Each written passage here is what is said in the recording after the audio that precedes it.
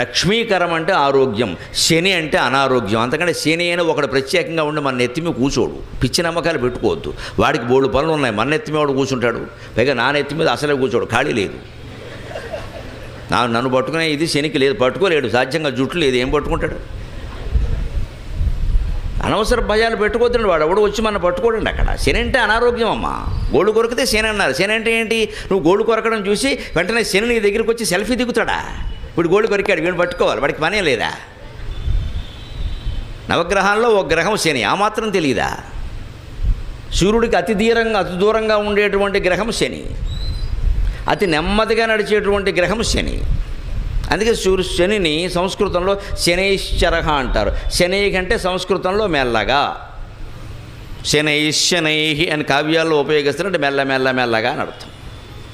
శనైశ్చరతీతి శనైశ్చరక. నవగ్రహాల పరిస్థితి తెలిసే పెట్టారు ఆ మాటలు. వాళ్ళు శాస్త్రజ్ఞులే, వాళ్ళు కేవలం కవిత్వం చెప్పలేదు, ఊహించలేదు. వాళ్ళు తపోమయమైన దివ్య దృష్టితో నవగ్రహాలను మొత్తం పరిశీలించారండి మహర్షులు. ఇవాళ గొట్టాలు గొడుగులు పెట్టి వీళ్ళు ఎంత పరిశోధన చేస్తున్నారు. వాళ్ళు ఏ గొట్టాలు ఏ గొడుగులు లేకుండా మనస్సుని గొట్టంగాను గొడుగుగాను సమస్తంగా చేసుకుని తపోమయమైన దృష్టితో చూశారు. కాబట్టి ఆ విషయాలు వాళ్ళకి తెలిసాయి.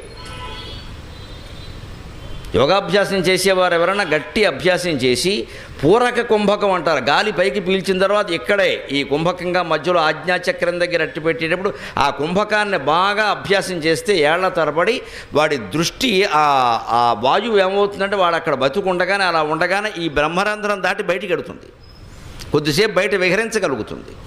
అప్పుడు సూర్యలోకాన్ని చంద్రలోకాన్ని చూడగలుగుతాడు. యోగాభ్యాసంలో అంత శక్తి ఉంది.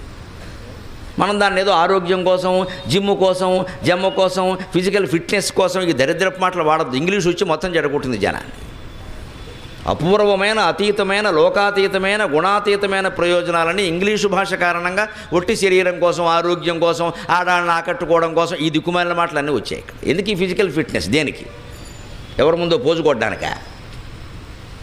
నీ శారీరకమైన ఆరోగ్యం అంతా ఎందుకు అంటే a sound mind in a sound body అంటారు. అదే ఆంగ్లంలో. నీ ఆరోగ్యమైన శరీరం ఉంటే ఆరోగ్యమైన మనస్సు ఉంటుంది. ఆరోగ్యమైన మనస్సు అంటే భగవంతుని చేరే మనస్సు, లౌకిక విషయాలు ఆలోచించే మనస్సు కాదు. లౌకిక విషయాలు ఆలోచిస్తే అనారోగ్యమే. అలాగే వాళ్ళు కనిపెట్టారని చెప్పి శనైశ్చర అని పేరు పెట్టారు. శాస్త్ర విజ్ఞానం కాదా అది?